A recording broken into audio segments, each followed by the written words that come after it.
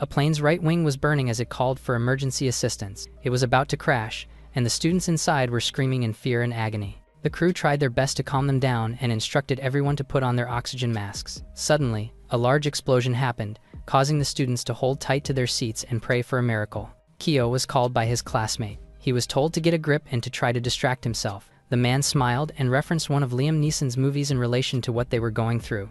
Kyo smiled at the joke, but noted that it was not quite funny. Mysteriously, the passenger jet carrying 510 people over the Sea of Japan vanished without a trace. The unprecedented mass disappearance caused an uproar throughout the world and left a deep scar in people's hearts. The families of the victims grieved without bodies, with only the names of the people they loved carved into their hearts.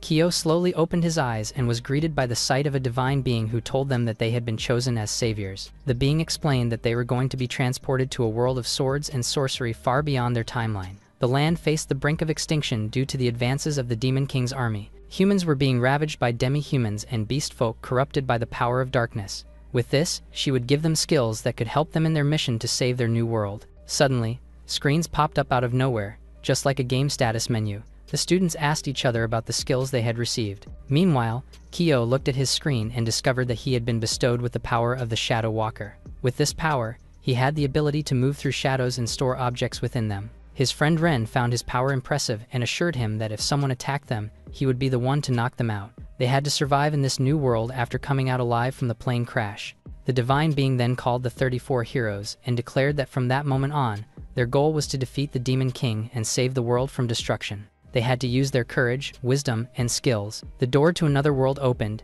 and they all took their first step onto their new path. 2 years later, the final battle of the heroes against the Demon King begins. A fierce battle raged for 3 days and nights between the two forces. Ultimately, the leader of the extroverts, Kira, defeated the Demon Lord. The humans win the war against the demon kind, and yet, this battle of saving humanity costs more to others. Kyo is crying for his dear friend Ren, who is one of the casualties of the war. They have fulfilled their mission and accomplished their goal of annihilating the Demon Lord. A year later, a blimp soars across the sky, broadcasting the anniversary celebration of the Nikal Empire, founded upon the ruins of the Demon Lord. Since it is a special day, the king will hold the ceremony himself and gather up everyone. She also told them that even the slaves will get permission to go outside. Meanwhile, in a mine, the slaves are being instructed that they will move to the ceremony grounds to watch the ceremony. Until then, they have to keep mining the demon army's remaining wreckage. The slaves, including Kyo, continue digging the cave. He eventually found another magic stone and stores the rest of them inside his shadow using his Vault of Shadow skill.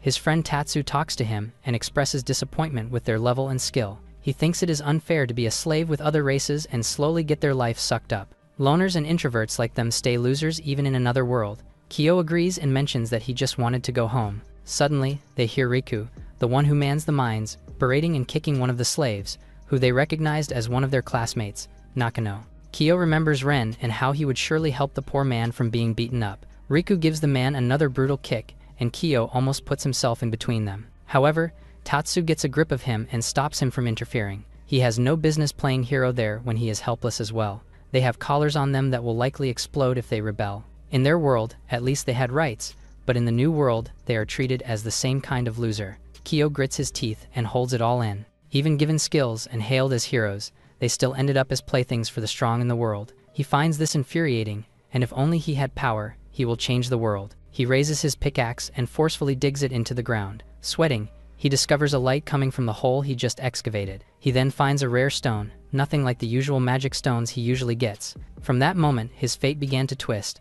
The blimp continues to fly in the sky, while the people cheer and wait for their king to arrive. The announcer then declares the arrival of the king and his royal party, while the slaves are watching from the sidelines. They take the stage and introduce themselves to the public. Kyo suppresses his anger upon seeing the king, calling him the Demon Lord instead. The public starts to get overwhelmed by his presence. Kira takes the stage and stands in front of his people. He clears his throat and states that it has been a year since they waged war against the demon kind. He owes the victory to the brave souls who fought alongside them and to the people who did not waver and lose their faith in the heroes. The extermination of the Demon King's surviving army is nearly complete, and the future of humankind depends on what they would do next. However, deep beneath the empire still lies the will of the Demon Lord. The core jewel and the source of the Demon King's power has not been retrieved yet and destroyed. Until then, they cannot truly say that the Demon King has been defeated. After his speech, the crowd immediately cheers, deeply respecting their king. He walks away from the stage and gives it up to Kurisu. The man starts the upbeat song and urges the crowd to make some noise and start the party.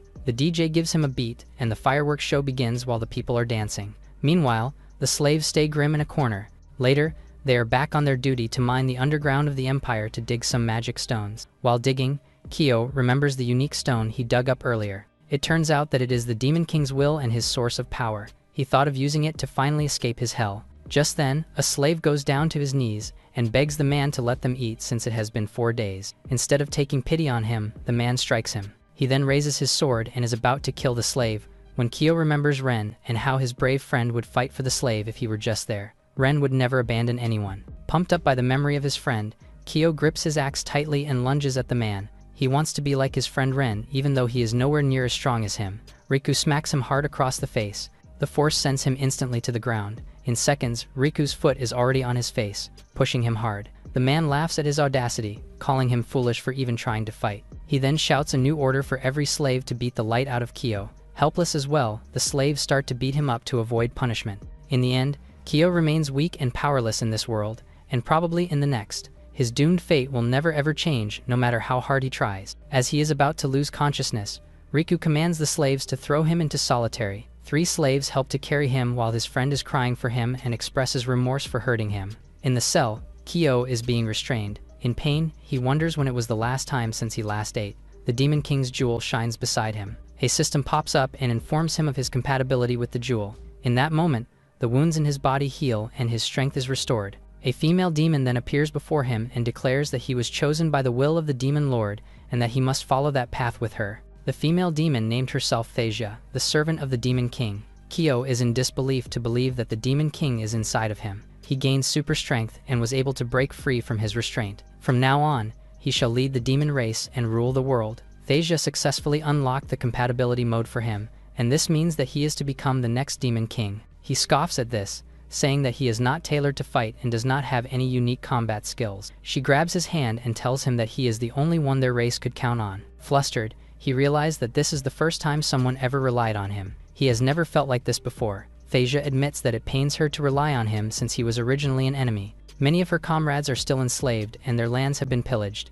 Even the 4 heavenly kings of the Demon King's army, whom they relied on, have been enslaved. So, their hatred with the humans ran deep. Kyo comments that they have been told by the goddess that the Demon King's army were the ones who first invaded humanity. However, Thasia tells him that this is a lie. Many centuries ago, both humans and demons lived peacefully in the same land without ever claiming each other's territories. But 3 years ago, the heroes who emerged from the gate to another world broke that peace with their overwhelming power. The Demon King and his 4 heavenly kings fought for their race but were ultimately defeated. After the war, she patiently continued to wait for the compatible host for the Demon King's will. Kyo still cannot believe that he is the next Demon King. She points out that they share the same desire to take revenge on the hero kings. He has always been bullied by the same people from the past and the present world. Sure, he wants to take revenge on them, but there is not a chance that he is the next one to lead the demons. To prove it to him, they check his status. He still has his hero class, which is ironic to think about now that he has just become the Demon King. Since he has the ability to conquer the shadows,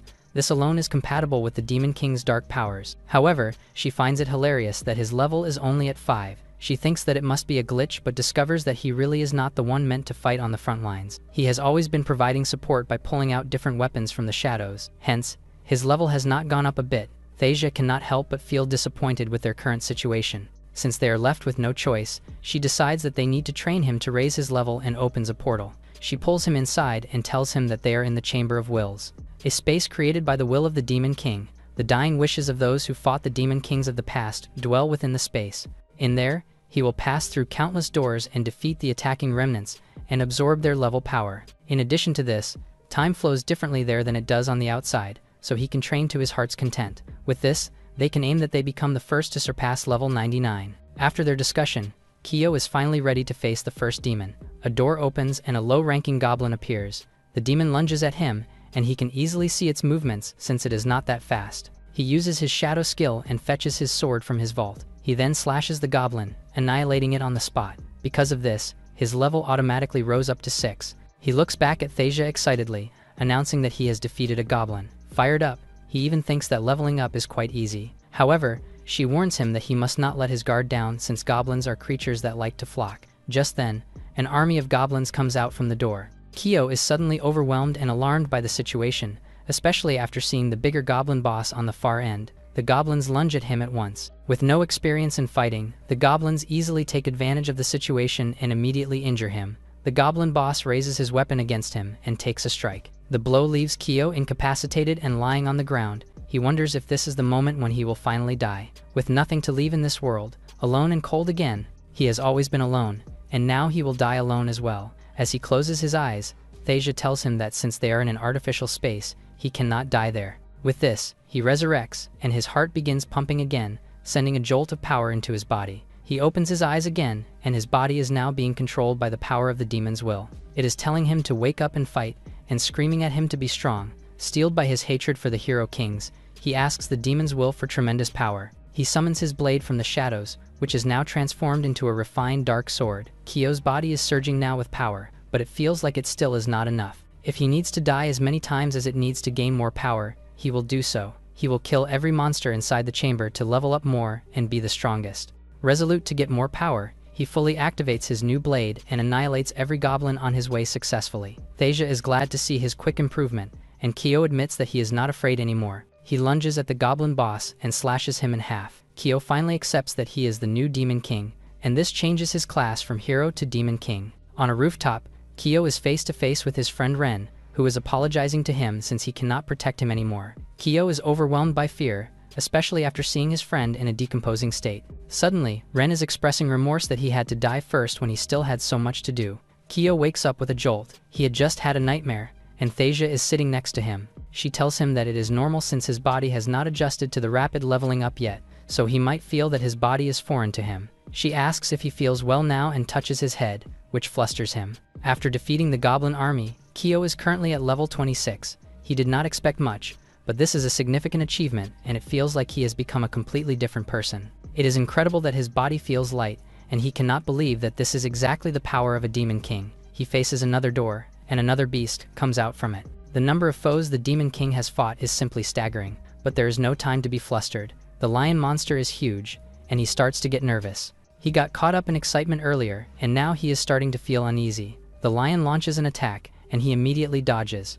The attacks are faster and heavier than the goblin boss's attacks, and if those strikes were to hit him, he would be dead for sure. The lion's level is lower than his, and he can clearly see the attacks, but his body still cannot keep up with his level yet. The enemy lunges with another attack, and the brute force kills him on the spot. With this, his resurrection skill activates, giving him another boost and regenerating him. Even though he does not like the feeling, he knows that he has to go through regeneration. It is a disgusting sensation, and he can feel his blood pumping back into his body, with coming back to life being more painful than dying. However, he needs to make his body remember the sensation by dying over and over again. The lion raises its weapon, ready to strike again. Kyo, in turn, dodges the attack and leaps away. He tries to learn the beast's movements, and by this time, his fear of dying again slowly disappears. He then slashes his sword toward the enemy, annihilating it effectively. As a result, his level rises again. After that, he fights countless monsters that emerge from the doors one after another. He kills a giant owl,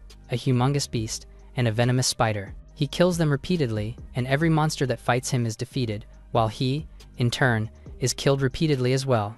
Even though different beasts fight him each time, he never shows any sign of surrender. He faces every beast head-on. There is even one that he fights repeatedly for 4 consecutive months because he keeps dying over and over again. He has lost count of how many times he has died. Over time, he encounters a transcendent monster whose level is immeasurable. Thasia smirks as she looks at him and admits that she had long suspected that he possessed that source of dark power. The loneliness, depression, envy, and guilt that he carries are what make him the perfect Demon King and the true source of dark power. When asked how long he has been inside the chamber, Thasia says that he has been there for roughly 768 days. She assures him that it is natural to lose track of time once one transcends humanity. In the real world, only 3 minutes have passed outside. Since there is only one door remaining, Thasia praises him, telling him that he is now worthy of her service and has earned the title of Demon Lord. She kneels in front of him and pledges her loyalty. She requests that they now perform the rite of the covenant. Just then, the final door slowly creaks open. With this, the Chamber of Wills slowly begins to erode.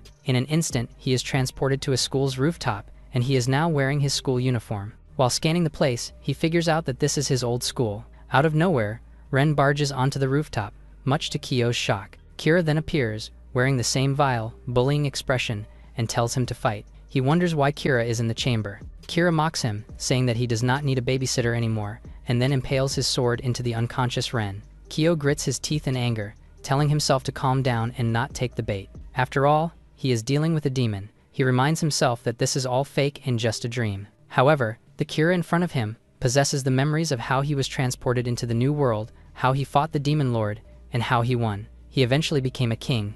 He also knows about Kyo surpassing level 99 inches the Chamber of Will. He remembers every moment he shared with the demon lord, and so he is still real even though he is only a copy of the original. Frustrated with their situation, Kyo screams at him and asks why he has always tormented him so. Kira smirks at him, pointing out that there is order in this world. The weaklings and misfits like him are nothing but impurities that taint it. People like him should be culled for the greater good. Kyo scoffs, finally understanding that he could never talk sense into Kira, whether he is the original or not. He then summons his demonic swords, ready to take him on. Kira also eases into his fighting position and states that he is somehow grateful for Kyo's existence. He claims that Kyo made their group perfect simply by existing as a loser. For him, it is fun and thrilling stepping on the weak. Angered, Kyo swings his sword at his sworn enemy, screaming at him.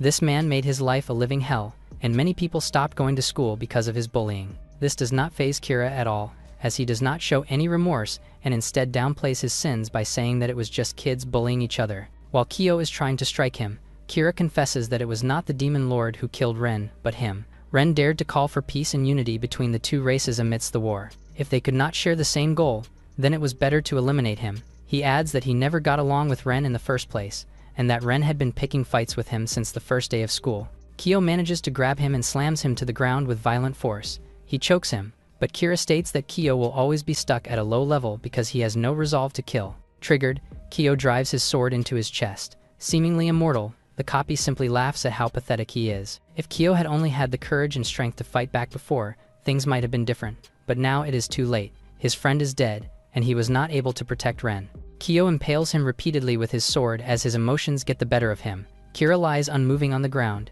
yet he continues mocking his rival. Tears stream down Kyo's face as he feels tormented by the man he loathes the most. Kira congratulates him for winning and reveals that he is a shapeshifter while slowly shedding his form. He is a monster that can take the shape of the one his opponent fears the most. Among all the beasts Kyo fought, he is the strongest, capable of tapping into memories, emotions, and thoughts. At that moment, he sees that Kyo's fear has found a new target. Just then, he transforms into Kyo's appearance, revealing that what Kyo fears the most now is himself and who he has become. As if on cue, the system declares that he has successfully unlocked the Will of the Demon Lord's skills. Thasia congratulates him for defeating the last will, but Kyo remains unsettled. He trembles in fear as he realizes that the stronger he becomes, the more he is losing himself. As he starts to spiral, Thasia hugs him from behind and tells him that everyone hesitates when they wield new power. What matters most is that he knows how to control himself and remain true to his goals. Kyo relaxes at her words and watches as Thasia opens a portal back to the original world. He realizes that he just has to make sure he uses his power to save the people important to him. Kira used his power only for himself, but Kyo swears to the memory of Ren that he will use his strength to defend those who seek help. They are transported back to the mines, where Riku sees him standing beside Thasia.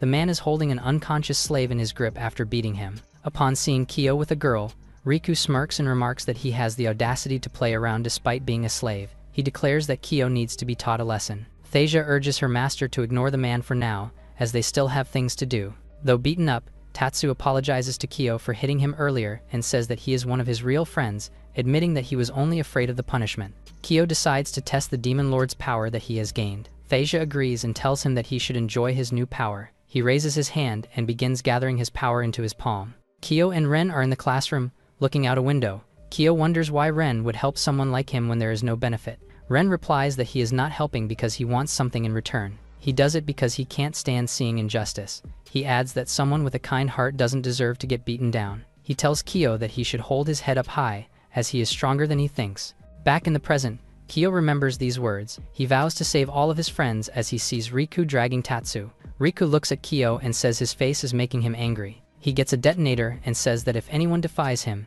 he just has to press the button and the collars will explode. He laughs, drunk with the idea that he can end a life with just a finger. It is short-lived, however, as Kyo easily rips the collar away from Tatsu. Riku is stunned as his two companions arrive and wonder what is happening. He then asks for a level scanner. He looks at what it says and is shocked, since he believed Kyo was just at level 5. The dials spin rapidly, and the device eventually explodes, unable to read such a high level. Riku's buddies laugh, thinking it means Kyo is just too weak to register. Thasia smirks and says such a cheap toy cannot measure the Lord's power. Kyo begins to glow as he says he will use them to test his skill. He activates the ability, Abyss Walker, and zooms right at his opponents. He grabs Riku's companions and smashes their heads into the ground. Riku and Tatsu are both left awestruck. The slave owner says they were both above level 40. He then looks angrily at Kyo and says he will tear him apart. The young man pretends to be scared but then casts Dark Hole. It starts sucking Riku in. His weapon is pulled from his hand as Kyo says he will be confiscating that. Riku's face is now filled with fear as he asks Kyo what he is. The young man replies that he is simply the loner that all of them use to make fun of. Fear overcomes Riku, and he starts to run away. Kyo then tends to the injured Tatsu, who asks how he got so strong. Thasia suddenly appears, looking furious because Tatsu spoke to her lord so casually. Kyo says it is fine and then asks his friend if he wants to get back at them. Tatsu says yes but has no idea how. Kyo summons all the weapons he has and asks his friend to distribute them to all the other slaves. Tatsu notices that they are all high level. Kyo then explains that he has adjusted them so anyone can use them. He swears to remove all the collars, then hands a blade to Tatsu. Sometime later, a guard in the video room declares that there is an emergency and that backup is needed. A voice on the radio asks what is happening, and Riku shouts that there is a slave revolt. We see all the prisoners beating the jailers using their newly acquired, awakened weapons. They then rush for the exit.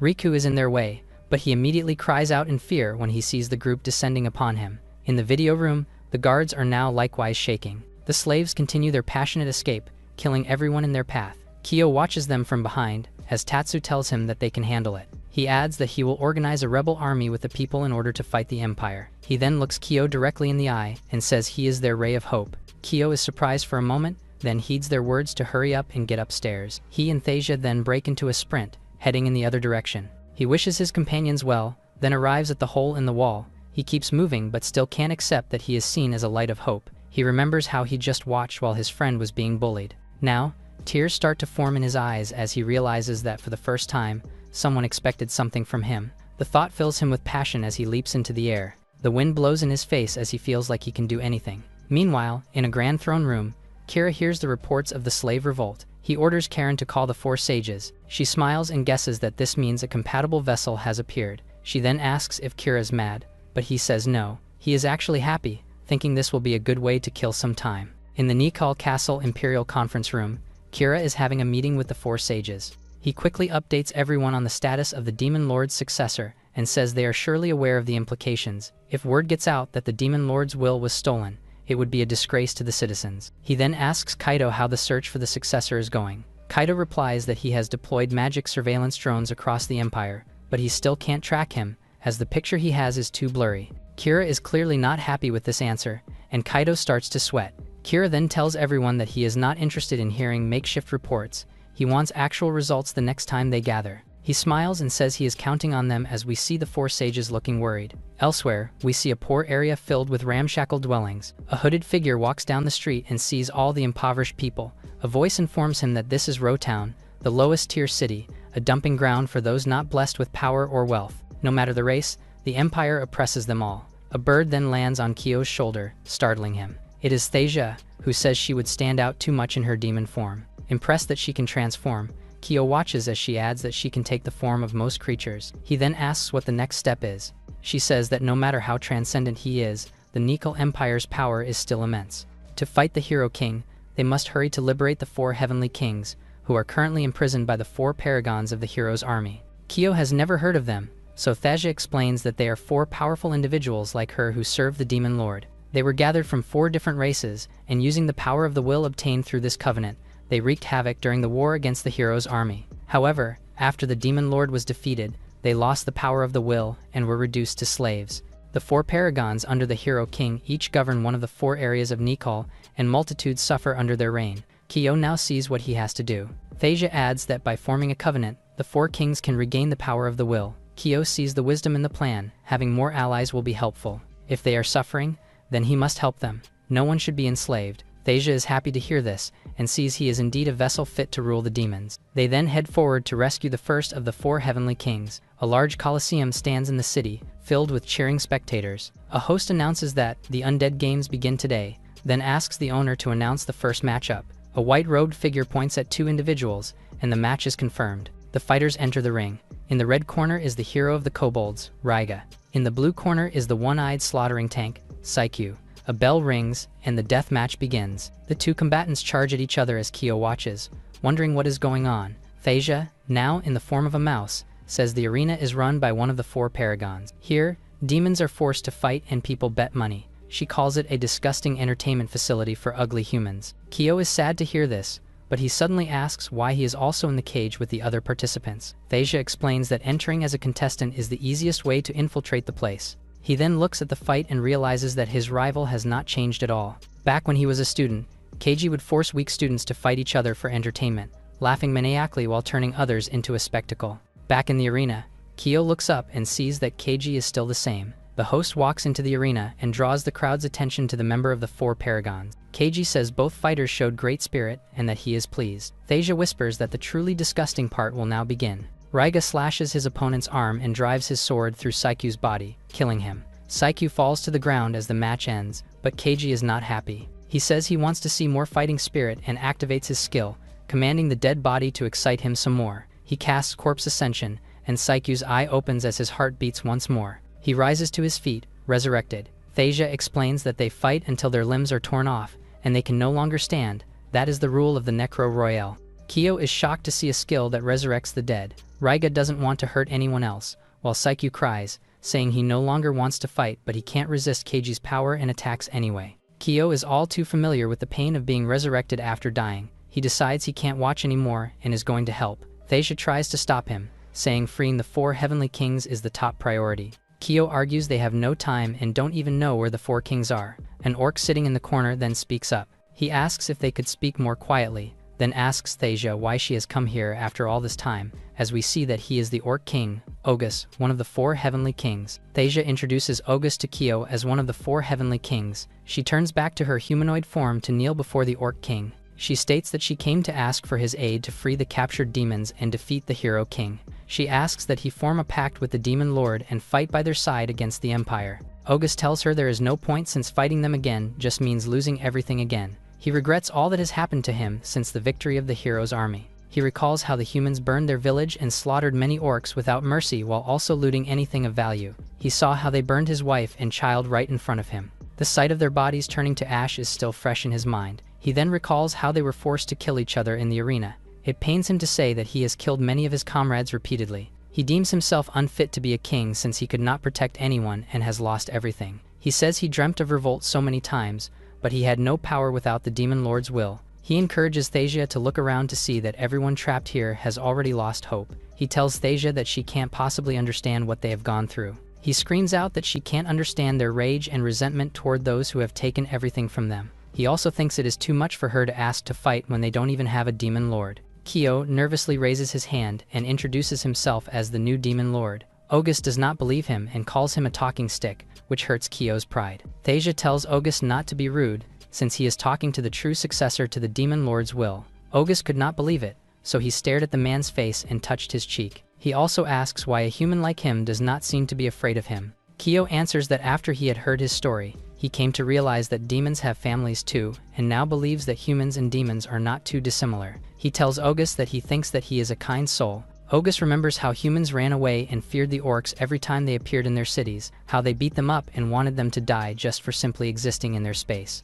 Ogus is intrigued that this is the first time a human is not afraid of him. Meanwhile, the match outside the cell has already concluded, with one of the combatants in pieces. The crowd goes wild at the brutal scene. On the other hand, the winning warrior is in tears for killing his friend. Keiji is on his throne and announces to the crowd that the next match will have Ogus fight the newcomer to the death. The screen shows Ogus and a censored picture of Kyo's face as the announcer announces the next death match. Ogus is shocked, but Kyo is more annoyed that he has to be in the spotlight. Ogus sees how carefree Kyo seems and tries to put it in his head that their fight will not end, even when they are dead and are torn limb from limb. Thasia tells the Orc King that he does not need to fear anything. Ogus comes out of the red corner and is introduced by the announcer as the undefeated champion. Kyo comes out of the blue corner and is announced as the rookie newcomer. Both combatants go to the center of the ring and look at each other. Keiji is excited that brutality will be certain. He urges both combatants to give them excitement. Ogus is still uneasy that he needs to face Kyo, but the man calmly tells him that he will be fine. Kyo removes his hood, showing the crowd what he looks like. Keiji is shocked that he is looking at Kyo. Kyo glows in dark energy and tells August that the first thing he will do is smash the arena to pieces. He puts his hand on the ground, which makes the entire field crack into pieces. August is shocked that he has that kind of power. The crowd runs for their lives as the bits and pieces of the arena rain down on them. Meanwhile, Keiji is fired up to see that Kyo is the chosen one who has the will of the Demon Lord. The attack ends, leaving an arena filled with cracks as if it were one damage away from being broken into pieces. Kyo tells Thasia that he only used slightly more than half of his power since there are civilians around. The orcs are staring at Kyo, believing that he truly is the Demon Lord. Keiji approaches Kyo with an excited fighting spirit. He tells Kyo that he will kill him. The priest activates his ultimate skill, and countless corpses rise from the ground as revived zombies. Behind Keiji is his army of the undead. In a flashback, Kyo recalls when Nakano struck him hard inside their classroom. He crashed to the ground, pain spreading as students reacted loudly. While visibly nervous, Nakano urged Kyo not to give up. Meanwhile, Keiji declared that this was not the limit of Kyo's strength, pushing him to rise. The students roared, demanding that he got back on his feet. Kyo struggled on the floor, forcing himself to move despite the damage as Keiji urged him to endure and show his true grit, and telling him to fire up the crowd. Presently, a sudden announcement declares that the arena's manager has descended personally, causing the crowd to rile up in excitement. Keiji appears, commanding everyone's attention. The announcer introduces him as one of the Empire of Nikel's 4 champions. A matchup is revealed between Keiji and Kyo, who is described as a mysterious rookie, drawing loud reactions from the audience. Kyo is named, his expression calm but focused. The announcer speculates about his fate in this duel, until a gong strikes and officially declares the death match has begun. Keiji gestures forward, ordering the battle to continue. Undead creatures surge into the arena, flooding the battlefield. Kyo moves forward with August behind him, both alert. The undead cry out in agony, begging for release even in death. Kyo realizes these zombies were once victims of the arena. He observes that the undead are being forced to fight. His expression tightens as doubt creeps into his mind. The undead charge toward him from all directions. Suddenly, August's blade flashes over Kyo's head, as he comments that for a demon king, he is far too kind. August continues to attack as he gives the zombies a swift defeat as he offers mercy to them. He turns to Kyo as he gets his opinion as the future demon king. Kyo hesitates, his resolve wavering for a moment. Suddenly, Keiji mocks August as he praises the brutality of the fight. He demands the zombies to give them a show until their last breath. Thasia watches as she silently notes that Keiji's skill forcibly resurrects the dead as restless undead. However, she states that nothing on this scale has ever been seen before. August suddenly addresses Kyo and asks him to take down Keiji. He challenges Kyo to prove himself as the Demon King by defeating the arena's owner. The chief of the orcs prepares his weapon, stepping forward aggressively. August declares that he will handle the undead personally. He unleashes a powerful flaming attack, overwhelming enemies in his path. Kyo watches in shock, realizing that they will be unstoppable if August joins them. He thanks the orc and charges forward with full force. Keiji grins, eager to settle the fight head-on. Kyo moves at incredible speed, exciting the game master. Keiji laughs, noting Kyo's quickness but dismissing it. He dodges as he tells him that speed alone is not enough, criticizing him for fighting too directly. Keiji counters as he delivers a crushing blow, sending Kyo flying. Keiji taunts Kyo, questioning whether he has grown weaker. He takes off his shirt to show off his body and declares that a national champion like him can never be beaten, boasting about being the strongest among the 4 champions despite being a monk. Kyo steadies himself, covered by the smoke. Keiji's expression hardens after seeing him recover. Kyo stands without a scratch and remarks that next time, he will dodge instead. Keiji laughs confidently, surprised that Kyo is still standing after taking a direct hit. He smirks, clearly enjoying the situation as the crowd's excitement grows. Kyo braces himself as Keiji rushes forward with overwhelming momentum and excitement. Keiji delivers a flurry of punches without hesitation as he aims to defeat the new Demon King, believing that if Kyo falls here, Kira and the 4 will be on fire after. A dark aura looms, stunning Keiji instantly. A system window suddenly appears, signaling a skill activation of the Dark Avatar Shadow clone. Keiji suddenly realizes that the figure he struck was only a clone. Kyo appears behind him, mocking that the only thing overheating is Keiji's way of thinking. August praises Kyo, calling out his name in excitement. Another zombie cries out as he strikes August from behind, but reinforcement arrives and cuts down the incoming zombie in a single clean motion. August freezes, stunned by the overwhelming presence. His squad rallies together, declaring they will fight alongside their leader. August grins confidently, shouting that this is the moment to defend their pride. The warriors charge forward, clashing with multiple zombies at once.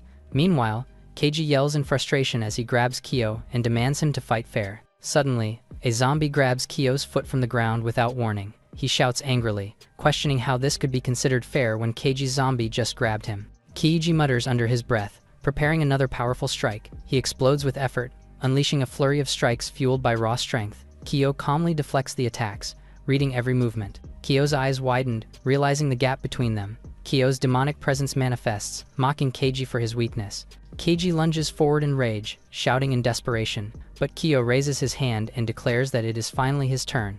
A system notification appears, announcing the activation of Kyo's ultimate skill, Abyssal Butcher's Vault. Keiji scoffs at Kyo, mocking him as weak and unworthy of standing in the arena. Kyo issues a strange command, deploying a sealed structure. A transparent cube forms around Keiji, trapping him inside without warning. He panics, striking the barrier as purple light flickers around his body. Keiji assumes it is just a cheap trick and tries to force his way out. Keiji throws a punch, but the surrounding darkness absorbs his movement instantly. The cube seals completely as the space around him collapses into silence. The announcer realizes that Keiji has been locked inside a mysterious black box. Inside, Keiji struggles to sense anything and questions where he is, until Kyo's calm voice explains that only his voice can reach him now and his necromancer skill has been deactivated. Outside the box, the chaos stops as the zombies fall across the arena. Kyo calmly declares he is returning Keiji's own words to him. A quiet memory flashes through his mind as Keiji told him that there was no escape. Sweat runs down Keiji's face as fear finally sets in. He shouts for release, demanding a fair fight. Keiji's thoughts spiral as he realizes he may actually lose his life here. Panic overwhelms him as he searches desperately for a way out. Outside, August recalls how easily Keiji was defeated moments ago. Suddenly, Kyo asks for their help and declares that everyone must focus their attacks on the executioner's casket. His sinister gaze displays as he explains that power will begin to gather as damage is redirected into Keiji's prison. August watches in silence, visibly shaken. He recalls Keiji's past cruelty as he told them that their race had no right to life. Keiji grabbed August's head and stated that their only value was in fighting. With a cold smile, Keiji announced that they should put their lives on the line to entertain the crowd. As August returns to the present moment, he rallies his warriors and declares that this is their chance for vengeance. August thanks Kyo as they charge forward, striking the black box together. The announcer notes that the warriors rain down attacks non-stop from all sides. August unleashes a secret technique as a heavy strike crashes down. A devastating axe technique splits the ground with overwhelming force. The arena shakes as the attack lands directly on the sealed box. Kyo observes calmly, impressed by the power being released. He moves closer, preparing to end the fight himself. Dark energy gathers as his skill begins activating. The system announces a forging skill as a dark weapon takes shape, unleashing the underworld blade. He slides to a stop with his blade lowered, dark energy still trailing behind him after the finishing strike lands. Time inside the box feels distorted as Keiji loses all sense of duration. Kyo explains that time itself bends within the sealed space as he commands the release of the executioner's casket. Suddenly, the skill deactivates, shocking Keiji. He realizes that Kyo is planning something far worse. Keiji convulses as the accumulated damage finally releases. The crowd watches in horror as the box opens. Keiji screams as the backlash overwhelms him. His body collapses under the sheer force he was forced to endure. The announcer declares in shock the defeat of Keiji by a rookie. Keiji lies motionless as the battle officially ends. Keiji reflects quietly after the underwhelming fight and recalls how he was bullied by Keiji before. Suddenly, August kneels and formally apologizes for earlier disrespect. He acknowledges Kyo as the one fit to rule as Demon King. He responds and declares that slaying the Hero King is no longer a fantasy. August kneels and offers to form a pact, declaring his resolve to fight alongside Kyo. A strange artifact responds, releasing a surge of blue light as the pact takes shape. Ki watches in shock as the power gathers in his hand. Thasia explains that the will of the Demon King will now flow into him. Kyo hesitates, unsure if he can truly handle this power as he raises his blade. Kyo formally recognizes August as the successor to the Will of Fire. The pact is sealed as energy spreads across the arena.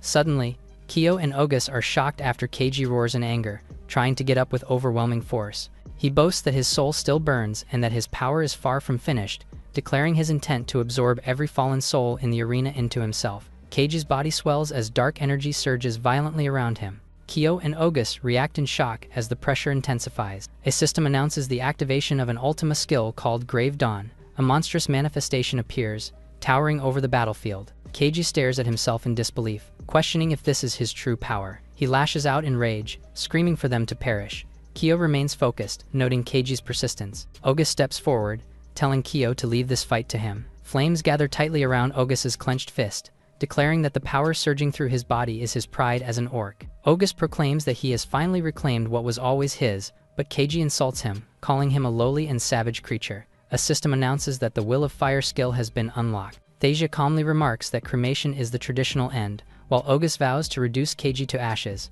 Keiji and August scream as their powers erupt uncontrollably. August raises his weapon and unleashes 36 hells of the mountain axe. A massive infernal strike crashes down, engulfing the battlefield. Keiji is consumed by overwhelming flames as he howls in despair. The arena is swallowed by fire, leaving destruction in its wake. The announcer panics, declaring that the Demon King's army has returned. Spectators flee in terror as chaos spreads through the stands. Kyo and his allies stand amid the aftermath of the battle. Keiji is shown defeated, completely crushed. August stands tall, flames still burning from his horns. News spreads that Keiji is dead. Kira observes, gathering light in his palm. He reflects that Kyo was interesting and strong as he grieves for his death, prompting him to swear vengeance and declaring he will never forgive Kyo. Kira snarls in fury, vowing to kill Kyo with his own hands. Kyo recalls the aftermath of the previous night's battle, where they defeated Keiji. The demons were forced to fight among themselves, causing the arena to collapse. With the conflict over, the survivors were tended to instead of being finished off. August and the remaining warriors were completely worn down by the prolonged battle, so they rested inside Kyo's spatial skill known as the Sanctuary of the Dark Realm. Everyone was confirmed to be safely hidden within the shadowed space.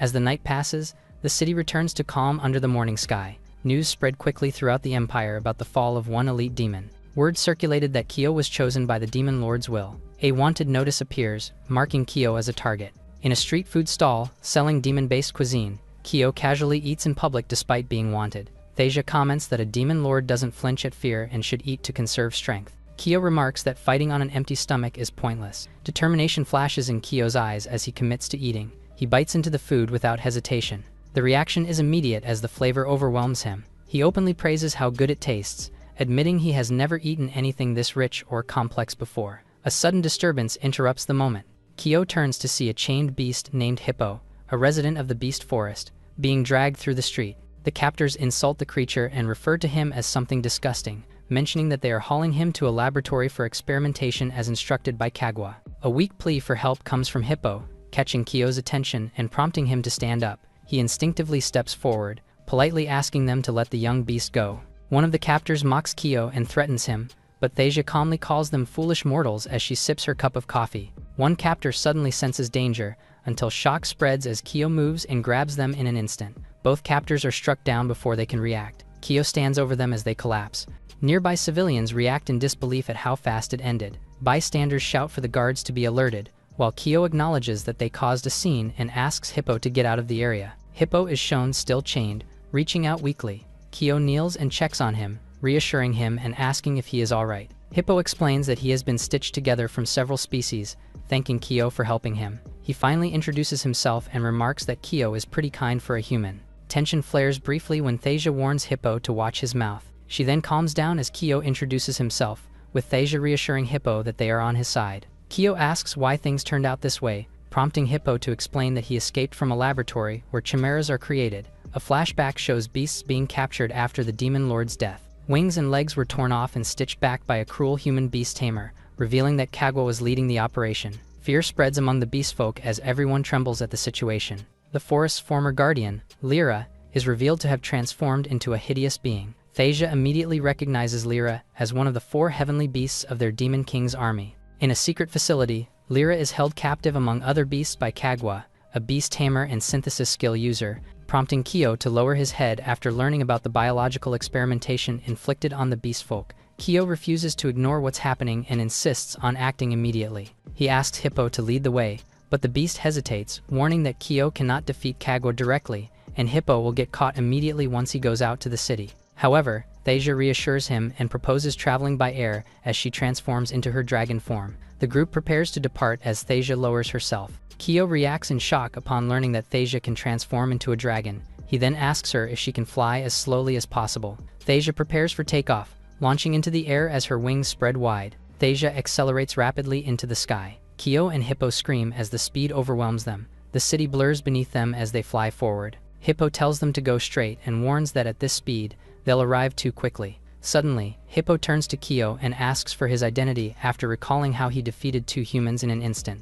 Kyo admits he isn't a hero, just someone who couldn't look away. He explains that suffering, whether human or demon, demands action. Hippo recalls being saved long ago by someone similar. He acknowledges Kyo's kindness, relieved that someone like him still exists in the world. Thasia notices a familiar structure below, prompting Hippo to recognize the place where he was imprisoned. Fear resurfaces as memories return. Kyo reassures him that there is no need to worry, declaring that he'll handle what comes next. Suddenly, Kyo's face is pushed back as they descend toward the lab, prompting him to brace himself midair. Kyo and Hippo scream as they plunge downward. The blast tears through the structure. Smoke and debris fill the night sky. Kyo coughs, struggling to recover. He steels his resolve, despite the pain. Inside the facility, cages line the walls.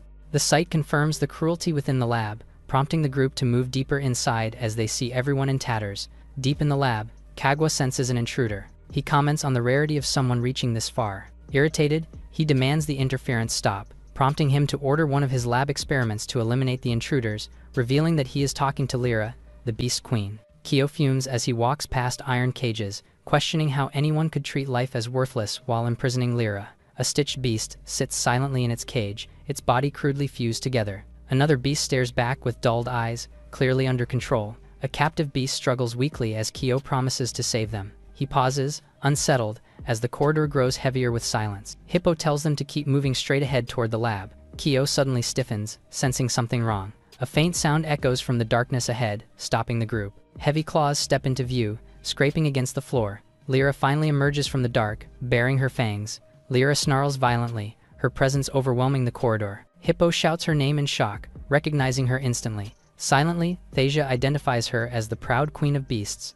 calling it a cruel sight. Kyo stares forward in disbelief, realizing who stands before them. Lyra lunges with a deafening roar, prompting Hippo to realize that Lyra is being controlled by a skill, but she can't hear them. Thasia yells for everyone to fall back immediately, then she summons a frost barrier between them, bursting upward. Ice spreads across the corridor, forcing Lyra to halt. Lyra smashes through the ice, charging straight ahead. Kyo steps in and takes the hit head-on. Thasia screams Kyo's name in panic, while Hippo shouts in disbelief. Kyo struggles up, declaring he doesn't want to hurt Lyra and only wants to save everyone trapped here. Kyo kneels and pleads, asking Lyra to lend him her strength. Her cold voice answers, calling him a pathetic human. Lyra snarls, rejecting the idea of lending her power. She attacks again with overwhelming force, causing Kyo to be slammed into the ground, barely enduring the damage. Kyo realizes he has never felt power like this, even within the Chamber of Will. Lyra suddenly notices Kyo is not resisting at all. She senses an abnormal power far beyond physical limits. Kyo realizes she cannot fight back against the control. Lyra's eyes harden as a killing intent forms. Kyo confirms she is being controlled by a skill, so he decides to cut the controlling threads directly. A magic circle flares as his ultimate skill activates.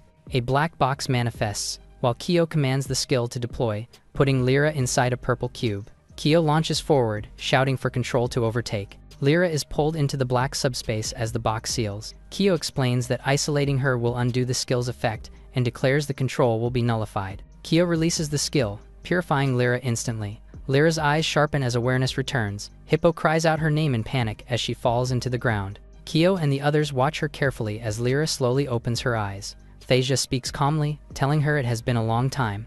Lyra recognizes her and asks why she is here. Kyo states they have come to rescue everyone trapped in the facility and confirms the Beast Tamer's control is broken, citing Hippo's testimony. Lyra listens in silence and says it feels like waking from a long nightmare. A flashback shows the Beast Tribe's forest being ravaged by the Nikal Empire. Lyra recalls losing her power and being unable to fight back as those she swore to protect were taken away. She remembers everyone falling into Kagwa's hands. Lyra recalls Kagwa smiling cruelly as her comrades were torn apart, chained and helpless. She could only watch. Overlapping memories show her rage as she questions what kind of lord fails to protect even one thing and dares them to kill her instead. Kyo quietly declares they will take everything back. He adds that there is no need for a true queen to die. Lyra questions whether she is expected to trust humans and demands to know who Kyo really is. Without hesitation, he introduces himself as the next demon lord. A sudden explosion catches everyone off guard as he steps forward. Lyra and the others react in shock. A familiar voice greets them casually, saying it has been a long time.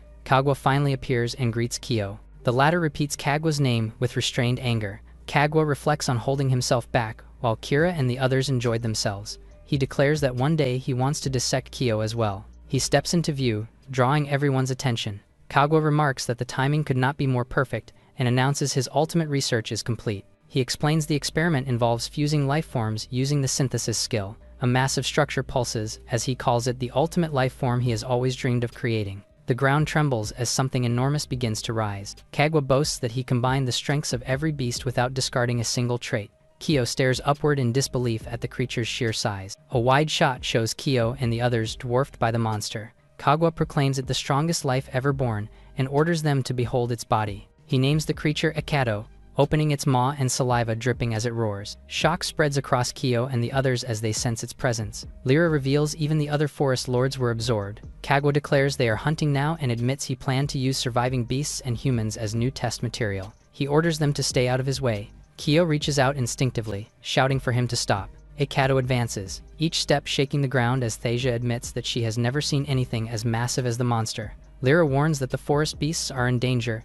and beyond Rotown lies next. Suddenly, Ogus appears and Kyo asks if he will fight with them. His towering form displays as he responds that Kyo's summons came sooner than expected. Lyra is shocked to see Ogus and questions if he sided with humans. Kyo tells them to save the reunion talk for later and warns that countless lives will be lost if Kagwa is not stopped. Hippo insists that even Kyo cannot handle that thing. Kyo calmly responds that it is fine and reveals his true identity as the Demon Lord, prompting Lyra and Hippo to react in stunned disbelief. Kyo calls Lyra's name, and as Demon Lord, he asks her once more for her answer. He extends his hand and asks her to join him in a pact and fight by his side. In a flashback, it is revealed that Kagwa was completely absorbed by life itself. To him, life was nothing more than toys meant to be played with and altered. He gripped a pair of scissors, smiling as twisted curiosity filled his eyes. Presently, beasts try to escape with fear in the forest, aware of the danger approaching. Ekado stands watch as the forest grows tense. It chains the poor beast as they struggle to get away from its restraints. Civilians look up as a towering silhouette appears beyond the village. Kagwa sits atop Ekado and reveals himself, looming over the city. His sinister laughter echoes as he spreads his arms in delight, proudly calling Ekado his greatest creation. Suddenly, the glowing artifact forms as energy gathers in Kyo's palm. He declares his authority as the will of the forest itself. He swears a pact, binding the power before him. Lyra snarls as she expresses her hesitation silently after serving a frail demon lord, calling him no better than a chained beast.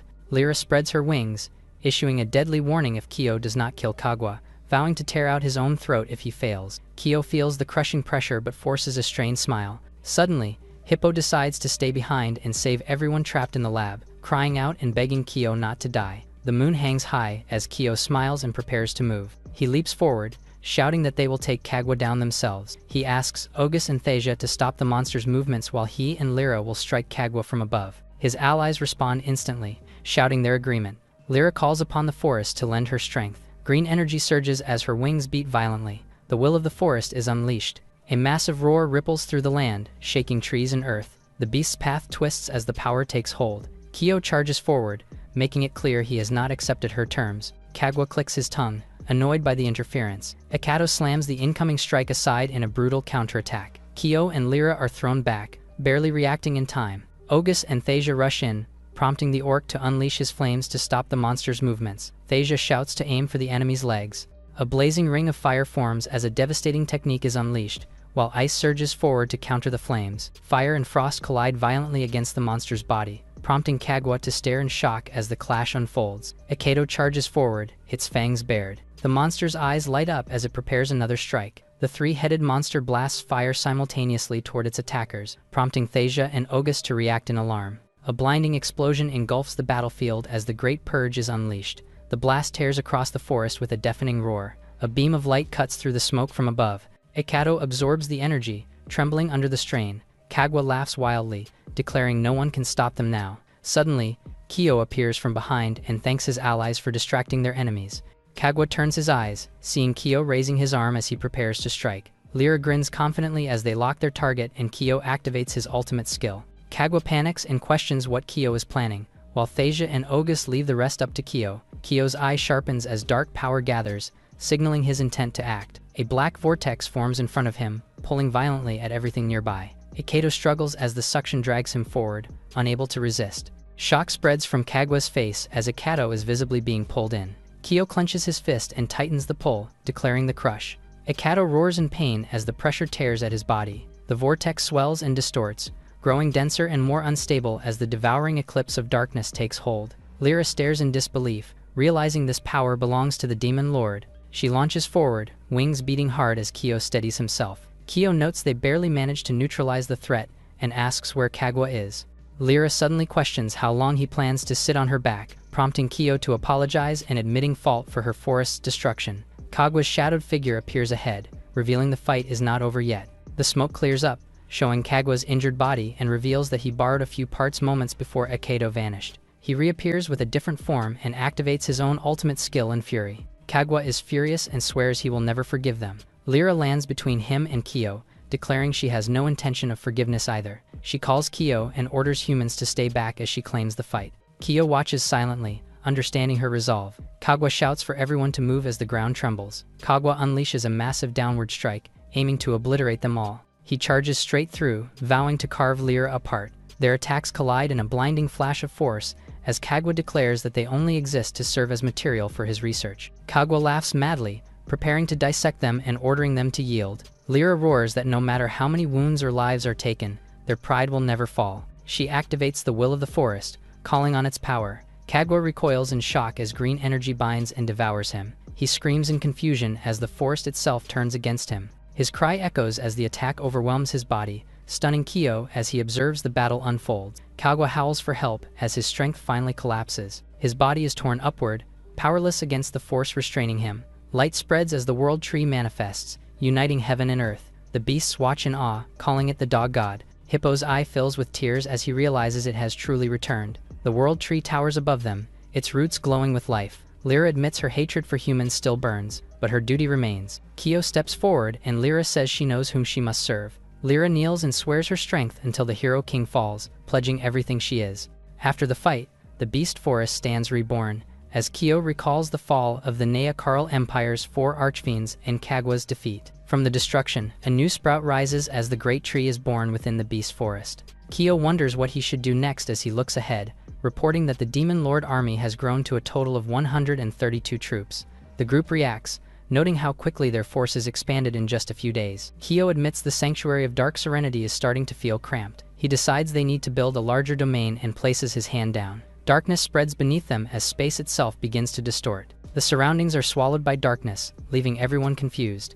A new domain manifests, revealed as the Abyss Dynasty, the Throne of the Deep. Kyo explains he created a subspace of darkness where everyone can live in peace, clarifying the space is only a temporary refuge. Kyo states he will head out to challenge the Hero King. He tells everyone to use this time to heal and recover. The group protests, saying they were hurt too and this fight belongs to them as well. The beast folk insist Kyo should not shoulder the burden alone. Hippo declares they are ready to fight whenever he calls on them. Kyo smiles and asks if he can count on them. A week later, the 4 stand before several graves, quietly calling out Kagwa and Keiji's names. Kira gently places flowers, wishing the fallen to rest in peace.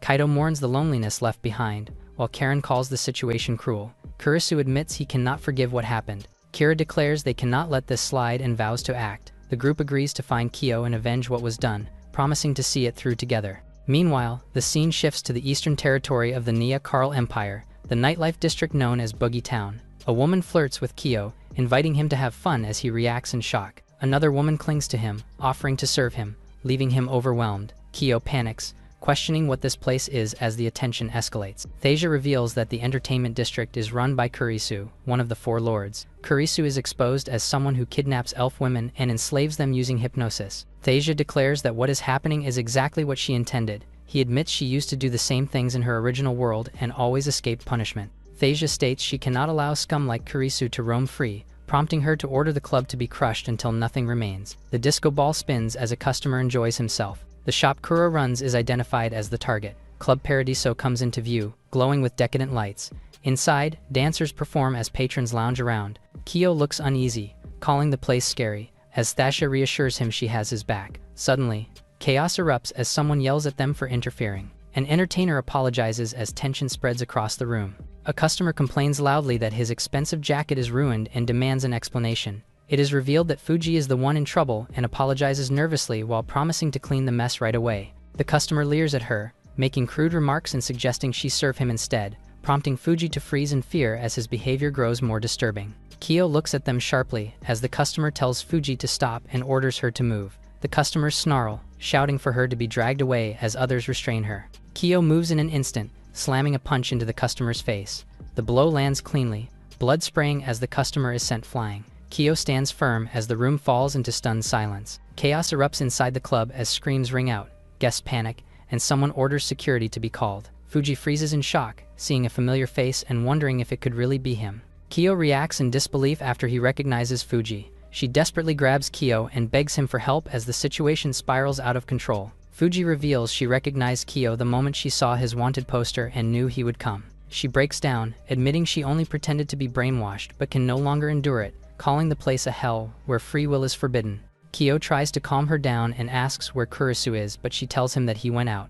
A powerful figure suddenly crashes down from above, shattering the floor in a violent entrance. An overwhelming bloodlust floods the area, instantly silencing the room. Kyo demands to know who the intruder is, learning he is the club's security guard. Thasia recognizes him and realizes that he had been brainwashed by Kurisu too.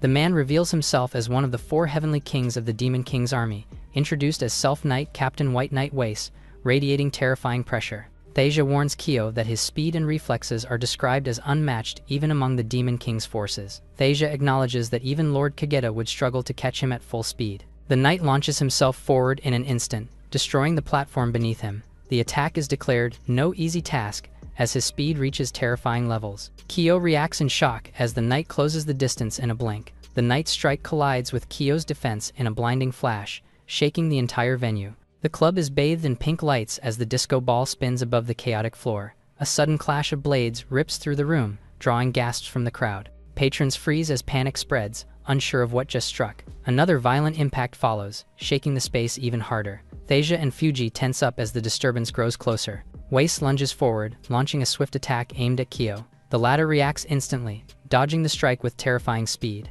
Kyo grits his teeth, realizing Wace's movements are accelerating mid-fight. He focuses his power, determined to break the hypnosis, controlling everyone. Wace presses on, his momentum refusing to slow. Kyo channels more strength, but Wace pierces his hand. The attempt fails as Wace slips through again, faster than before. Kyo calls out, refusing to back down despite the widening gap. He slides across the floor, planting himself firmly. Sweat beads on his face as he realizes a frontal assault won't work. Kyo sharpens his focus, searching for an opening. He decides to deceive Kurisu's vision and strike from a blind spot. Dark energy surges as his skill activates. A shadowy arc forms, slicing through the air toward Kurisu. Wace counters with Raven Drive, unleashing Jet Black Dash. Multiple shadow clones crash down around Kurisu in rapid succession. Wace deflects the assault, his weapon cutting through the darkness. Sparks explode as steel and energy collide. The floor cracks under the force of their exchange. Kyo is thrown back but manages to recover mid-fall. Kyo steadies himself and murmurs an apology under his breath. He charges again, pouring everything into a single decisive strike. His blade connects, slicing through Wace's guard. Kyo staggers as chaos sprays across the floor. The impact finally brings Wace down as silence hangs heavy after Wace collapses. In a flashback, Wace recalls the time he was helpless on the ground, showing the elf women gathered in fear. He begged Enola to wait for him, but she could not hear her after being hypnotized. Suddenly, Kurisu declared that Wace would come with him as he grabbed his head. Kurisu smirked, claiming he'd let Wace protect the woman he loved, but her love would never be his again. Presently, Wace wakes up from the nightmare, trembling, fury and heartbreak mixing in her eyes. He screams Enola's name as Kurisu drags her away. Panic spreads as the group searches desperately.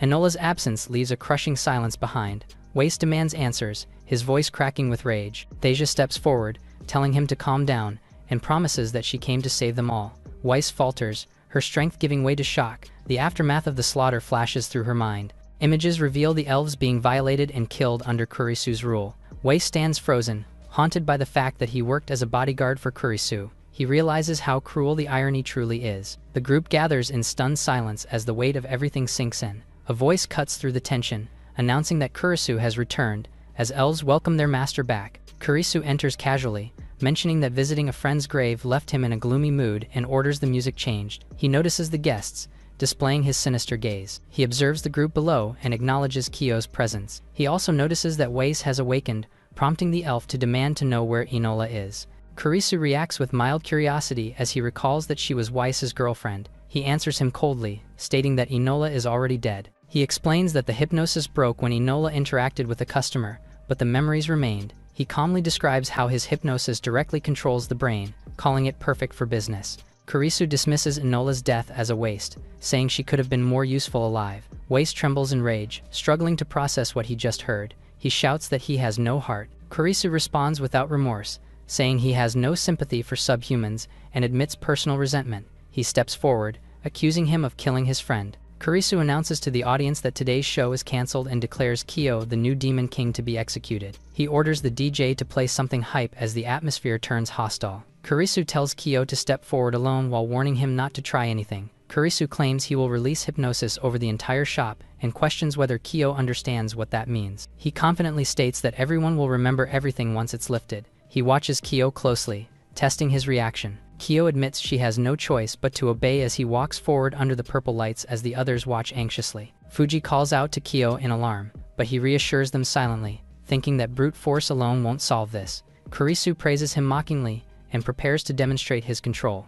Kurisu explains that hypnosis activates the moment he makes contact. He activates his skill, unleashing super hypnosis and inducing false pain. Kyo realizes he feels no immediate difference. Kyo boasts that hypnosis is ideal for close combat and mocks Kyo's skill choice. He strikes Kyo directly, confident in his advantage. Thasia and Fuji react in shock as the blow lands. Kyo is sent crashing back, overwhelmed by the sudden force. Kurisu explains the placebo effect, saying the brain can be made to believe damage is fatal. He advances confidently, radiating control and amusement. He claims hypnosis works best on soft opponents and explains how hallucinated damage becomes real. Kurisu stands over Kyo and declares that he will teach him his place. Kurisu lashes out in rage, screaming that Komiya and Kagwa were murdered by trash beneath him. He laughs as he closes in, claiming he can make even a normal punch feel like death through hypnosis. He declares an instant kill, turning Kyo's own strike into his weapon. Kyo is slammed back, while Thasia tries to step in, but Kyo stops her, insisting he's fine, while warning everyone to stay back. Kyo steels himself,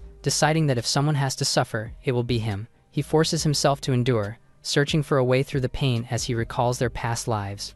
Kurisu mocked him before, praising his tolerance for pain as he pressed the attack. Presently, Kurisu tells Kyo that he lost because he is weak, but he suddenly staggers in surprise, hearing someone stopping him. Weiss bursts in with speed, striking Kurisu before he can react. He snarls, admitting Weiss beat him in speed but sneering at her technique. Kurisu follows through with another blow, refusing to let him recover. He activates another skill, dark energy coiling around his hand. He grins, inviting Weiss to kill him if she dares. Kurisu claims he has a brilliant idea as he hypnotizes Weiss. He boasts about crowning a new demon lord while Kyo watches helplessly. Weiss freezes, his eyes glowing red as the hypnosis takes hold. Kyo struggles forward, begging him not to feel guilty for killing him. Weiss trembles, tears spilling as his body refuses to obey his will. Kyo struggles as Kurisu orders Weiss to kill him, his voice drowning out everything else. Scarlet splashes across as the strike is unleashed. Kyo is stunned after Fuji blocks the strike, prompting him to question why she saved him. Kurisu laughs wildly, mocking Fuji for finding courage too late. Fuji begs Kyo to stay alive and tells him he must defeat Kurisu to save everyone.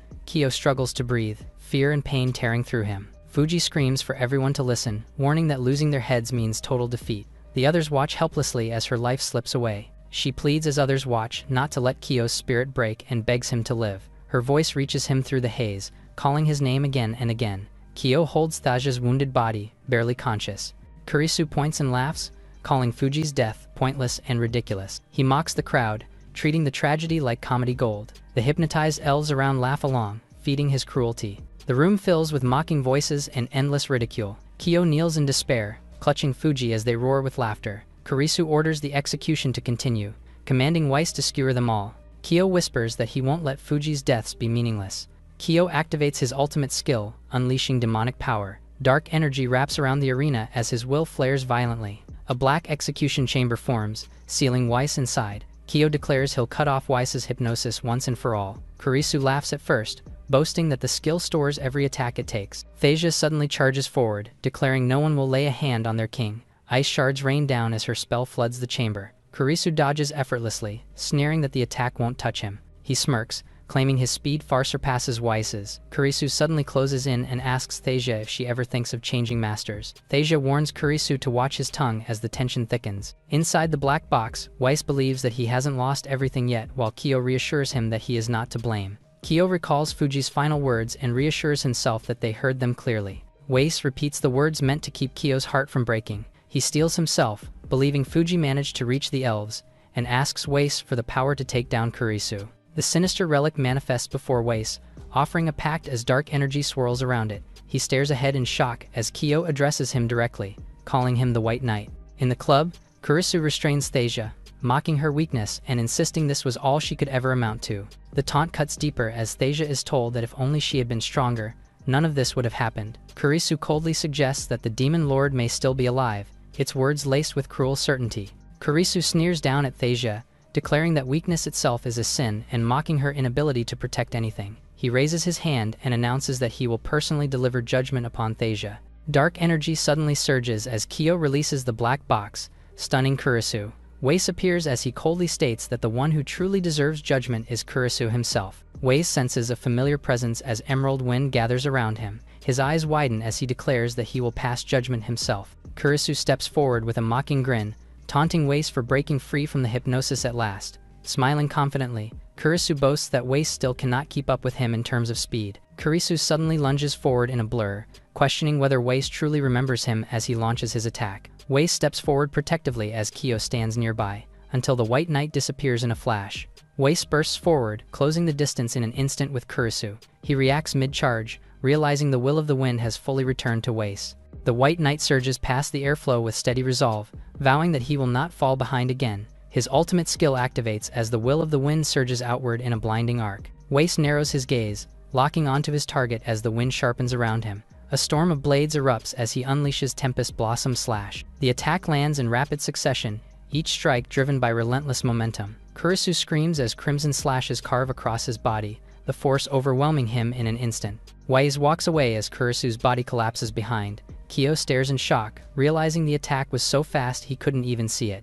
Nearby elves cry out in panic, screaming Kurisu's name. Others shout in anger and confusion, demanding to know how this could happen. Suddenly, someone yells for everyone to back away, calling somebody the worst as chaos erupts around them. Kyo senses something is wrong, realizing Kurisu is down but the hypnosis hasn't been lifted. Weiss stiffens, feeling a surge as he realizes that Kurisu is getting up. He activates his ultimate skill, revealing he can still deceive even while bleeding past his limits. Severely wounded, Kurisu laughs as he unleashes Nightmare Salvation, declaring his body isn't done yet. He announces that he will now release the Ultra Hypnosis, binding everyone in the entire place. Kurisu wonders what would happen if everyone's memories of being violated in this place suddenly came flooding back at once. The group snaps their heads around in alarm, realizing something far worse is about to happen. Kyo remembers how Kurisu used to be the captain of the tennis club back in the academy, but Kurisu turned the club into his personal prostitution ring. He lured beautiful freshmen, drugged them, took obscene pictures of them, and then sold them to people who could use these pictures for blackmail. Many girls dropped out or attempted to end their lives as a result. Since Kurisu was the police chief's son, the bully was unstoppable, and the club spiraled darker and darker. In the present, Kurisu is smiling as he is about to release all his enslaved women from their hypnosis to let them feel despair from all the memories of the dark deeds they did under the spell. The bully yells out that he will show how much happier his slaves are under his dream. He declares the deactivation of the spell. Instantly, all the women get their consciousness back, and all the memories while under hypnosis flood them. Kyo shouts that Kurisu is a heartless and evil man. Kurisu replies that the women are just tools to be used and that tools that easily break are worthless. Kurisu smiles and laughs maniacally as he anticipates the women drowning in despair. All the awakened women are crying, yet they also look determined because they remember Fuji's words to them to not let Kurisu crush their hearts.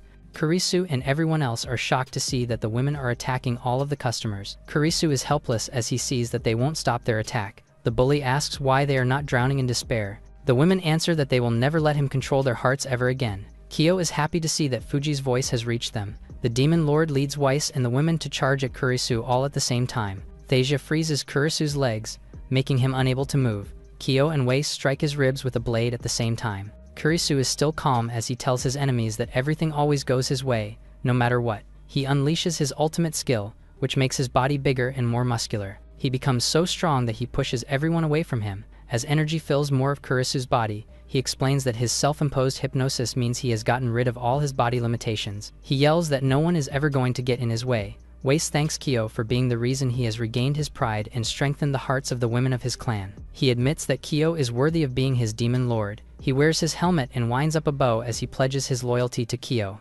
Kurisu is just about to get a hit on Weiss, but the elf fires an arrow made of wind towards him, which pushes the villain back until he hits and cracks the wall behind him. Kyo, Thasia, and the women all cheer. Weiss addresses the elven women and tells them that they can do as they wish to Kurisu since he is now weak, but still alive. Kurisu opens his eyes and sees that the women he had enslaved are approaching him. All of them look in pain and angry as they cry. Kurisu is sweating as he makes the excuse that they should not be angry at him, since he has kept them alive all this time. Secretly, the man is pressing a red button in his hand in a panic. The women all have makeshift weapons in their hands as they get nearer and nearer to him. Kurisu starts crying as he begs them not to kill him. With Kurisu dead, Kyo and his vassals discuss how it will only be a matter of time until the Empire realizes that Kurisu has been defeated and how they must leave quickly because of it.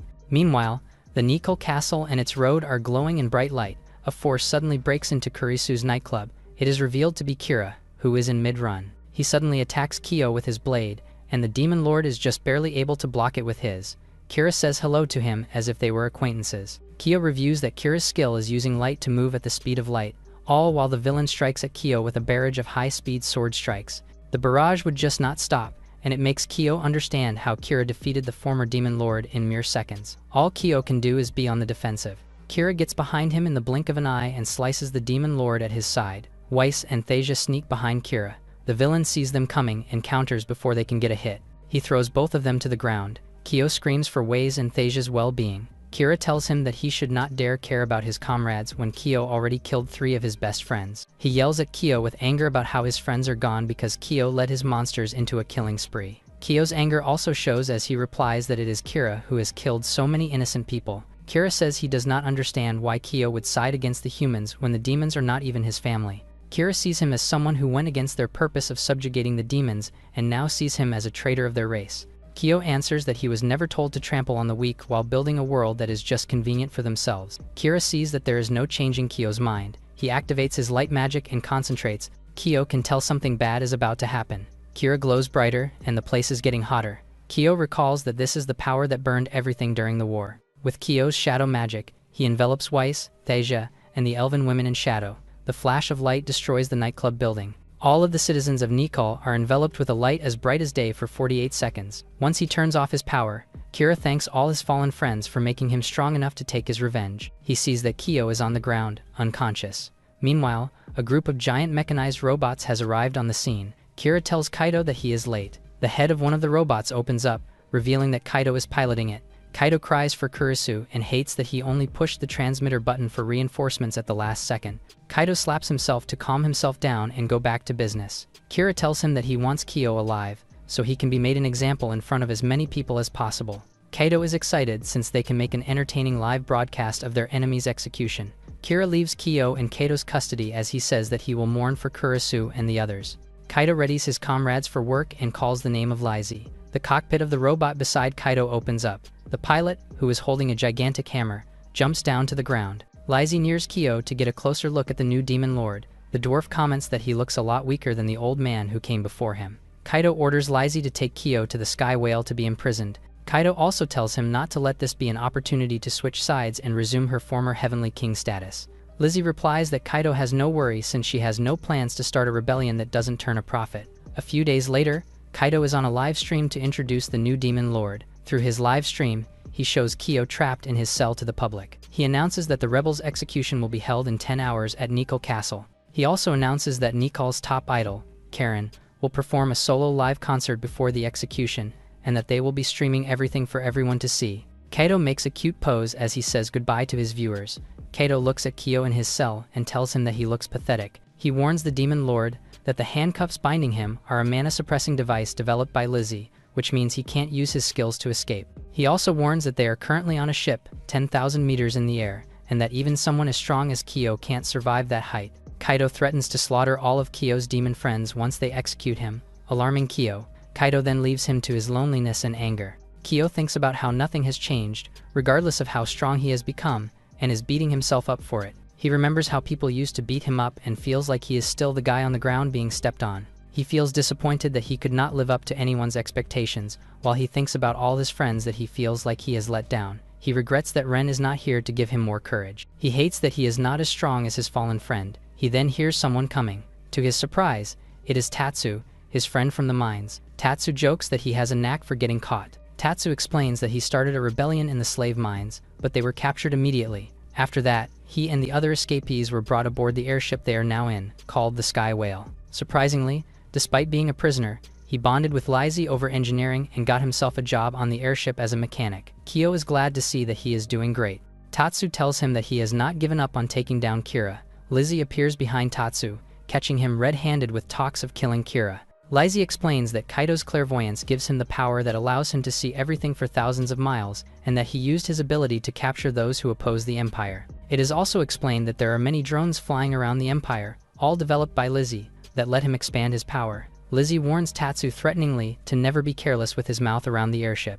Tatsu apologizes. Lizzie then approaches Kyo and introduces himself as the former dwarf king from the 4 heavenly kings, surprising the demon lord. Lizzie continues to say that he is now completely on the Empire's side. With that, the dwarf begins to walk away from him. Kyo asks him if the Empire is holding something over him, which stops Lizzie in his tracks. Kyo continues to ask how he is okay with the Empire continuously using his technology against demons. Lizzie screams at him for being a human who would never understand, and claims that there is nothing he can say to get him back into the fight against the Empire. As he leaves, he advises Kyo not to struggle in his last moments of living. Tatsu tells Kyo that he has heard that Lizzie made a deal with the Empire to spare the dwarf village from massacre in exchange for his technology. Meanwhile, at the Nickel Castle throne room, Kaido reports to Kira that Kyo's execution is on track. Karen regrets how 3 of their friends are already dead, but they still need to fulfill the promise they made with them. Kira agrees. He explains that they need to kill Kyo and successfully extract the mana from the Demon King's will to make their plan a reality.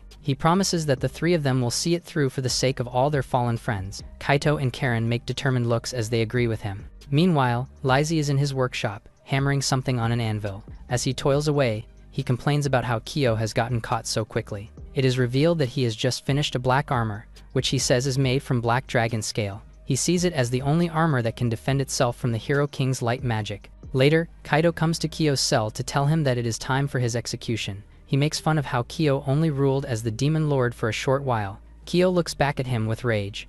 Inside the Shadow World, Ogus and Lyra ask Waze and Thasia if their Demon Lord is safe. Thasia reports that Kyo brought them to this space just as the Hero King was about to annihilate them, and believes that they would have died if their Demon Lord had not done that. She also says that she does not know if Kyo is safe, and that all they can do is believe in their lord. Meanwhile, at the Empire's castle, Kaido is looking at his phone to reminisce about the pictures of their high school days. He tells Karen that their old days were the best. He remembers how he pranked someone with fake cockroaches and how they locked someone in the gym vaulting box for an entire day. He says he thinks about those days a lot and how he was surrounded by friends laughing every day. Karen tears up with him as she agrees.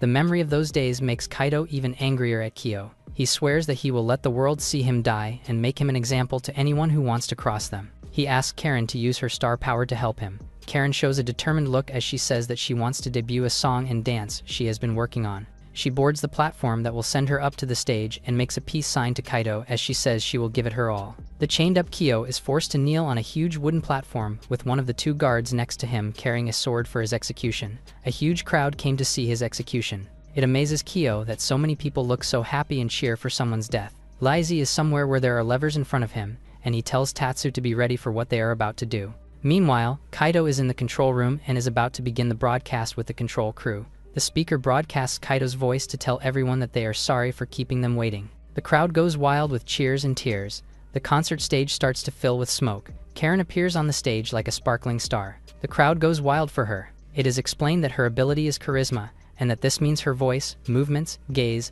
and smile pull people to her and enslave their souls. Even those watching the concert from their homes are bewitched by her to the point of worship.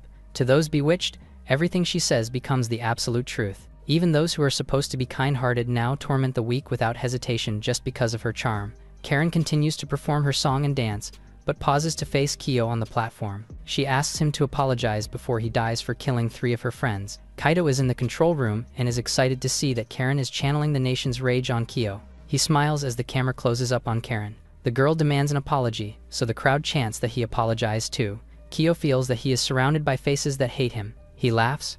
Karen notices and asks why he is laughing. Kyo tells her that it is funny to him that they are cornering someone, setting the mood against them, and stripping away every ally so they can attack, just like what they always do. He tells her that they are the ones who hurt people and then pretend they are the victims when things don't go their way. His comments make Karen so angry that she can barely contain it. Kyo continues to say that they killed his friend, Ren, and then sealed the 4 heavenly kings. He warns her that, Despite thinking that they have cut off everyone he cares for, he still has allies. Behind Karen is a giant robot coming her way. It lands on the spot where Karen is and almost hits her. Everyone at the scene is shocked to see the robot appear. Kaido knows it is Lizzie. Kyo tells Lizzie that he knew that the dwarf would come for him. Lizzie asks why. Kyo says that it is because the demon lord should always trust his heavenly kings, and knew from his eyes when they were talking in the prison room that the dwarf king inside him still lives.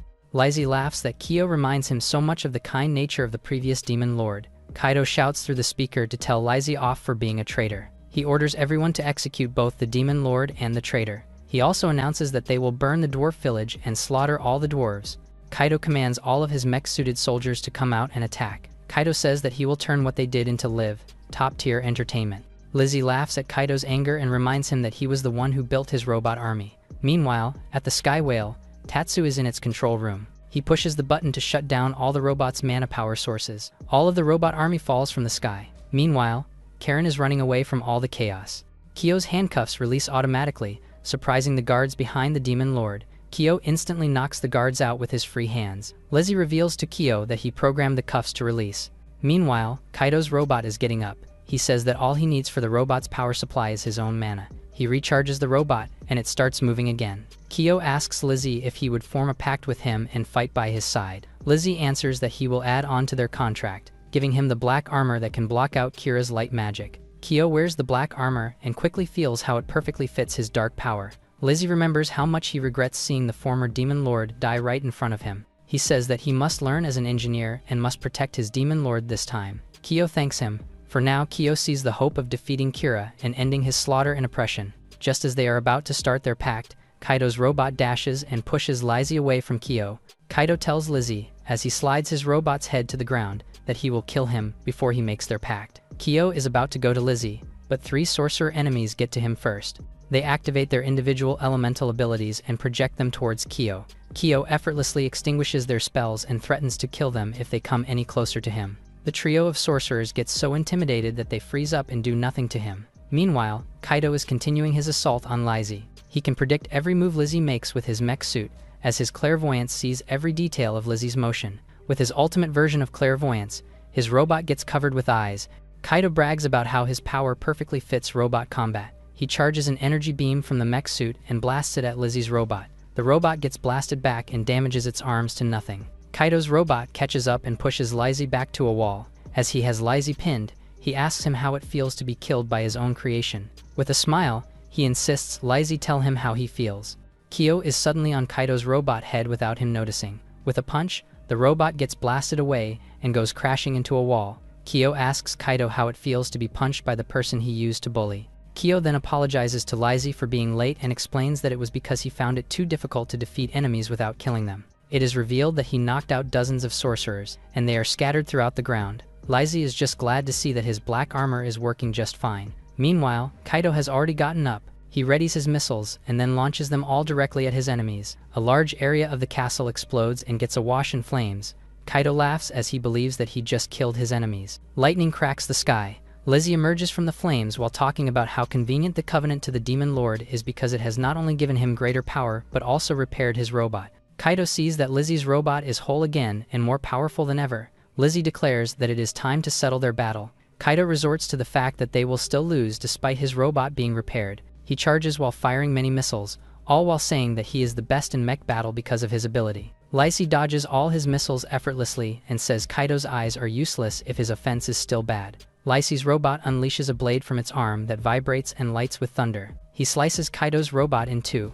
Lizzie gives his new demon lord his thanks. The enemy robot then explodes behind him. Kyo tells Lizzie that he should be the one who should be thanking him, since it is only because of Lizzie that they have defeated Kaido. The demon lord sets his sights on Kira next and walks towards the castle entrance. Meanwhile, Kira is in a room, working on some sort of magic gate that is still not whole. A blue beam sneaks up on him, but he catches it with his hand. Kira smiles as he expects Kyo to come. Karen bursts into the room where Kira is. The idol is in a panic as she tells Kira that Kaido is now dead and that Kyo is coming. Kira accuses her of just standing by while her friend was slaughtered. He pulls out his saber and stabs her, justifying that she would be more useful to him dead. The Hero King absorbs her power through the saber stabbed in her. He lets her body lie on the ground, justifying his action by saying she is more useful for raising his power than just keeping her around. Meanwhile, Kyo is about to enter the castle. Blocking his way is the Golden Knight, who guards the Hero King. The Golden Knight steps forward and dashes at the Demon Lord with his sword. Kyo touches the ground, and it breaks with a mighty explosion.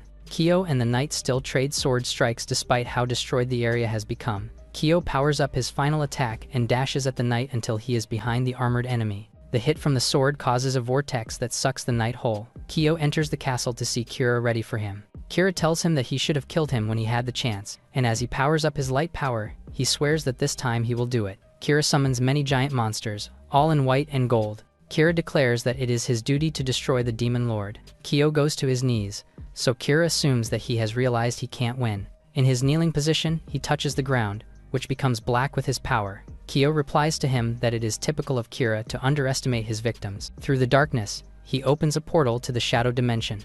Out of the portal rise all the allies he has gathered through his journey. The last to rise are the 4 heavenly kings and Thasia. Kira comments that the trash just multiplied. Kyo calls for his army to charge, so both the holy monsters and the demon army clash.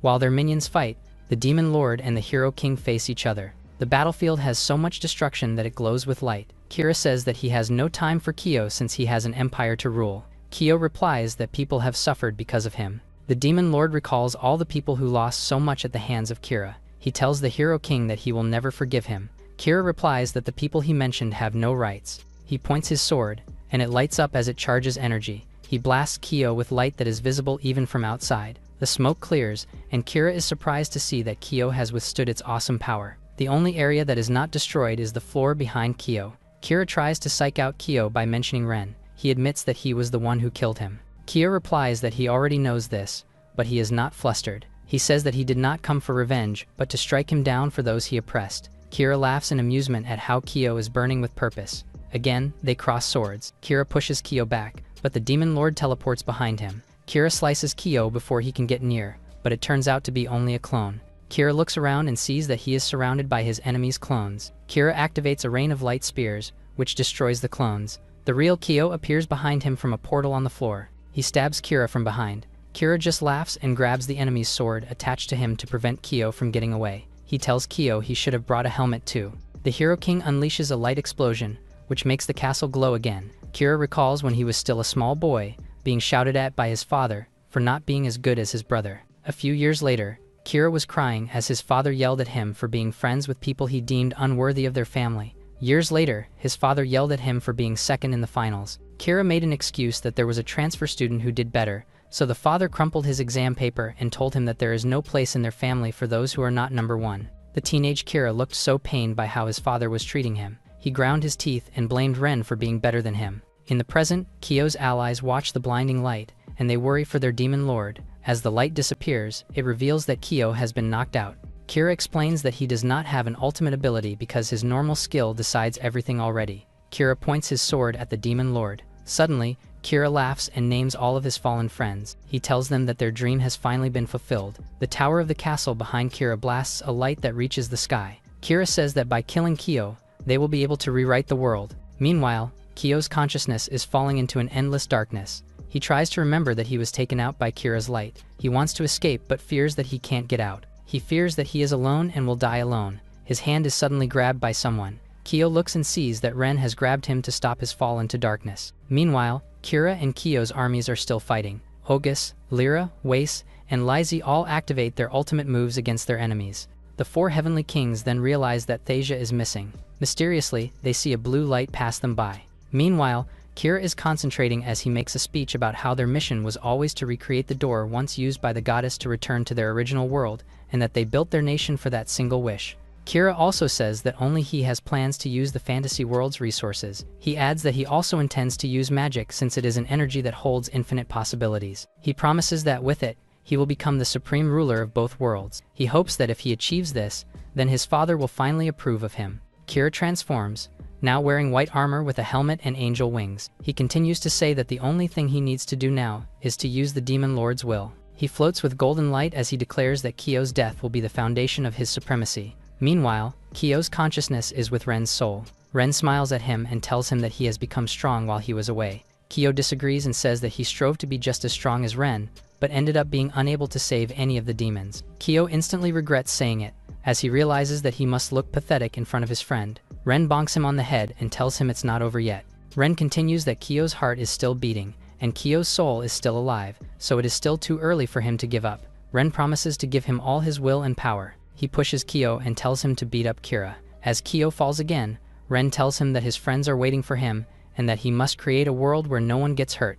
Kyo wants to say more to him, but he falls again into the pit of darkness. Meanwhile, Thasia turns out to have used her body to shield Kyo from the blades Kira tried to throw at him, and is now injured. Thasia declares that she will not let him kill the Demon Lord again. Kira charges his light and tells her that she should be grateful that she will die together with her master. Thasia speaks to Kyo's unconscious body and tells him that he has no time to sleep since it is time for him to reclaim the dignity that was stolen from them. She yells that it is time for the Demon Lord to get up. Kyo's body suddenly surges in dark energy, something that leaves Kira shocked. Kyo emerges from the darkness, looking like a true Demon Lord with enhanced black armor, horns for a crown, and huge fangs in his mouth that create a perpetual snarl. Kyo promises the now unconscious Thasia that she can leave everything to him. Kira can't believe how persistent Kyo is and thinks Kyo is like a final boss of a game. Kira charges at Kyo, and Kyo charges at Kira back. Their clash is like an atomic bomb. Kira unleashes projectile blades on Kyo. Kyo pulls out bladed claws and blocks all the upcoming blades,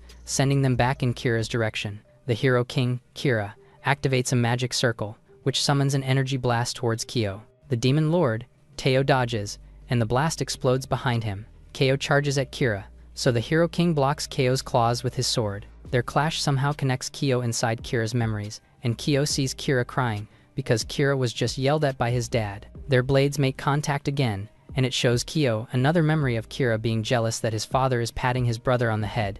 Kyo can sense the darkness in Kira's heart. Their blades cross again, and Kyo sees the sad little boy again. Kyo realizes that Kira only knew how to belong to a group through bullying. Kira is getting angry that his enemy is acting as if he understands him. The Hero King makes his sword large and bright for a killing stroke, and he tells Kyo not to dare look into his heart. Kyo also summons a giant sword from his shadow world. Light and dark run towards each other again, with their giant weapons. Their blades connect again, creating an explosion of light and darkness. The smoke clears to reveal that both combatants' armors are heavily damaged to the point that their faces are now exposed through their helmets. Kyo tells Kira that there must be another way than this. Kira disagrees and then runs towards Kyo with a sword again. Kyo is shocked to see that Wace has blocked the attack for him. Wace tells his lord, Kyo, that he will not die alone. Ogus, Lyra, and Lizzie attack Kira from multiple directions. Kira unleashes light that pushes them all back. Kyo asks his kings if they would stay with him just a little longer. They answer that they will battle with him until the end. Kira thanks them for their conviction. Kyo recalls how he has met all the heavenly kings and how glad he is to be with them and fight by their side. He smiles as he cries as he says that he has become a happy demon lord. The kings smile and share his feelings. They all charge at their enemy together. Kira dodges every attack they make despite them attacking as one. He blocks Ogus and Lyra with both hands, leaving Kyo to strike him. Kira gets pushed back, but is getting frustrated, so he readies his light beam attack. Meanwhile, Kyo notices something glowing behind him. It turns out to be Thasia, who is midway through teleportation and joins the battle. All allies charge towards the enemy. Kira's hands and feet get frozen by Thasia, making him unable to make a laser blast or move. Meanwhile, the gateway to the real world opens behind Kira. Kyo is coming towards the Hero King and then strikes Kira with his dark sword. The impact creates an explosion of darkness. As the smoke clears, the demons realize that their demon lord, Kyo, is gone. They, however, see the gate, glowing with dark energy. Thasia fears that their master must have entered the gate.